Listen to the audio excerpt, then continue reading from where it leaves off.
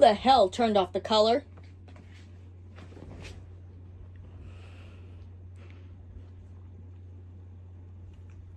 I've dealt with worse. What time is it again?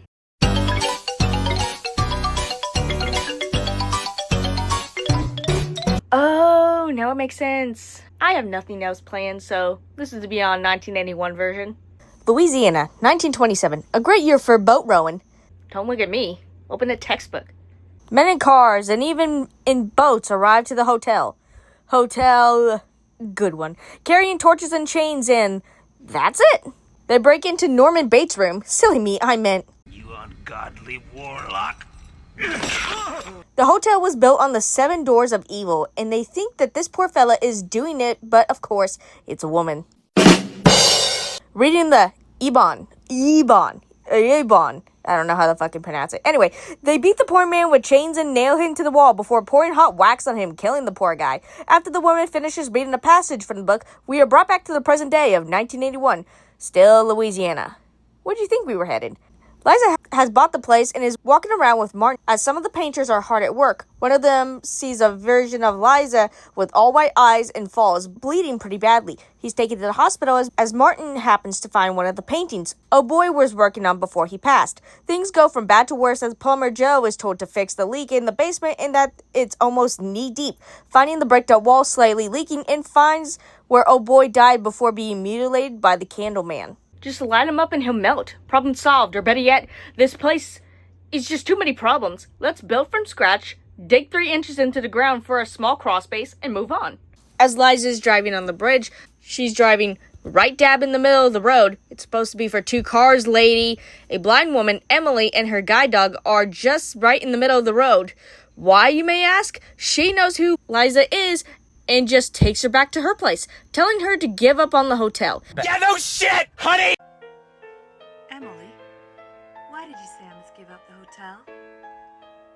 I can't explain it to you. Just take my word for it. You can't explain it. Oh, it's because she's blind. Oh. Now I feel like a dumbass. I feel like a douche. Meanwhile, Martha finds Joe's body and happens to also find the Candleman. Emily tells Liza the same reason she needs to give up the hotel is, and say it with me now, cursed. The gruesomeness doesn't stop either. It comes after Joe's wife and daughter, killing one after dressing her newly deceased husband, and the daughter watches her mom become a candle woman before the wax too comes for her and Jill is now blind. Now Emily decides to tell Liza everything after realizing she's back at the hotel. Could have helped if you told her in the first place, but hindsight is 20/20. Oh, wait, you're blind. 60 years ago, everyone in the hotel disappeared. A painter named... Spank? Spank? Sven? He was shut in his room and found some sort of keys to the 7 gateways to hell. She feels his presence and even his room number, 36, rings. She says that's where he died. No, he didn't. We saw where he died. It wasn't even in our room. She touches the painting, kind of thought she was in a mirror or something, but alright, and touches the painting. Her hand bleeds before screaming and walking out with her guide dog not too far behind. Are you not ashamed of yourself? Are you not embarrassed? Emily warns her not to go into room 36, and Liza does exactly not that and finds old Candleman nailed to the bathroom wall and rushes out. Martin arrives as Liza tells him everything she saw. Of course, the man isn't there, and Martin has no clue about a blind girl named Emily, and the Ebon, I still don't know how to pronounce it, is gone. While walking outside, Liza finds it in a bookshop, or does she? Either way, Martin goes to the place to look more into Hotel 7's history. He manages to see the blueprint of the house before lightning strikes outside, making him fall off the ladder and hit his head as he falls to the floor before passing out, and the dude gets eaten by spiders. Oh! The doctor, the one that's supposed to be Liza's love interest, but we saw him twice now. Yeah, he's here at Emily's to do some investigating. Without Liza, and instead of, knocking on the door, he breaks in through a window, finding it abandoned, finding the Ebon covered in cobwebs.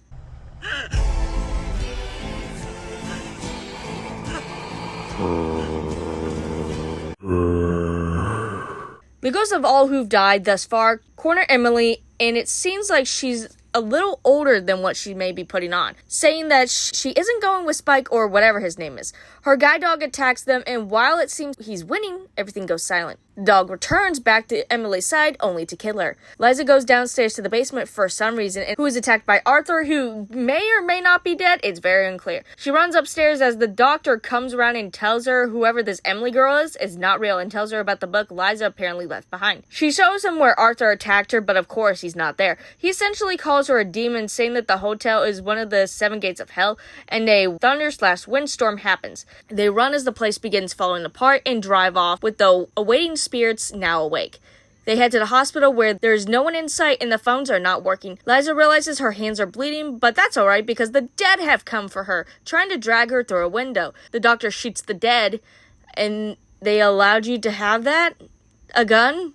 In a hospital? I mean, it is the 80s, so I guess whatever. Liza escapes to the elevator while the doctor locks himself in a room. Liza finds Jill in the laboratory as the doctor finds his partner, but don't get too attached to him because somehow the gun has 1,000,001 bullets able to be shot through this thing. And he shoots him through a window and kills him. Don't question it. It's literally near the end, so just stop thinking for a second. The doctor has no reaction to his colleague dying and finds Jill and Liza in the elevator.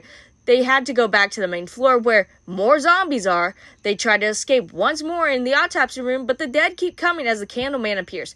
Now cornered and unable to think, hey, these fuckers keep dying by headshot, he shoots Jill, who attacks her. Cool. All right. They try to make an escape, only to land back in the basement of the hotel. They go through the fog and end up in nowhere. Bodies line the ground as it's presumed that they're in the layers of hell. The two try to find a way out, becoming blind before disappearing altogether, symbolizing the painting of the corpses and the vast world of nothing.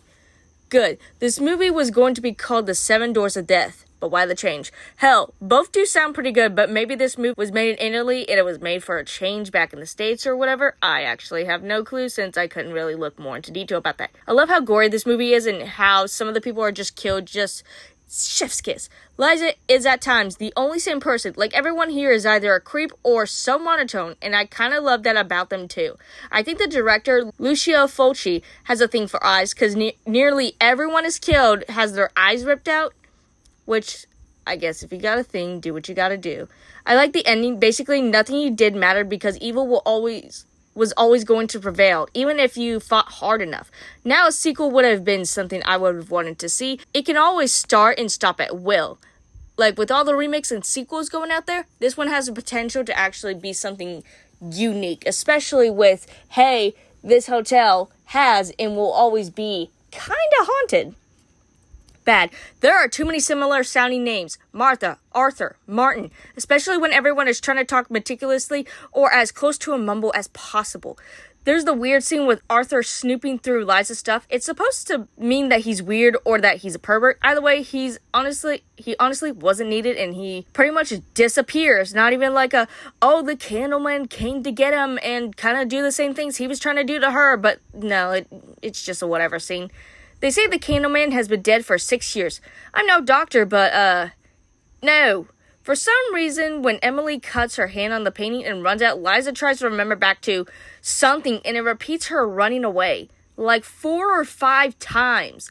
A lot of these characters have no personality except for 2 or 3. Even then, they're just there for a kill count, which is fine, but I was expecting to shout for one of them to live, even though they wouldn't. Quick question. Why'd the guys say that the painter was the cause of this? He didn't really show or do anything to prove otherwise. I honestly think both Liza and the doctor should have been kept alive to ensure more bodies would come their way for the same reason that the demons will come their way, because for some reason the demons want to erase its existence and live in the house along, but like more carnage, more essence or energy to keep them from being either? Now, if you excuse me, Rebecca. see you next time. Rebecca. Rebecca. Rebecca.